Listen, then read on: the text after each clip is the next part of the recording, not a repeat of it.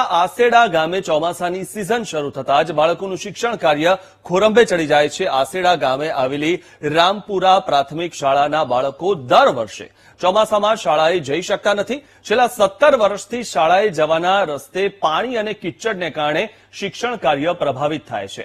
સૌથી ચોંકાવનારી વાત તો એ છે કે વર્ષોથી શાળાના બાળકો માટે કરાતી પાકા રસ્તાની માંગણી વર્ષોથી સ્વીકારવામાં આવતી જ નથી, જેને લઈને અનેક બાળકો રસ્તા પર ભરાયેલા પાણીમાં પડી જાય છે। આવી સ્થિતિને લઈને કેટલા વાલીઓ પોતાના બાળકોને શાળાએ મોકલતા જ નથી, તો અન્ય કેટલાક બાળકો જીવના જોખમે શાળામાં અભ્યાસ કરવા અનેક હાલાકીઓમાંથી પસાર થઈને શાળાએ પહોંચે છે। તેવામાં વાલીઓએ 17 વર્ષની રોડની માંગને લઈને વિરોધ યોજીને તાત્કાલિક રોડ બનાવવાની માંગ કરી છે। રામપુરા પ્રાથમિક શાળામાં ભણું છું। અમે ઘરેથી નિશાળે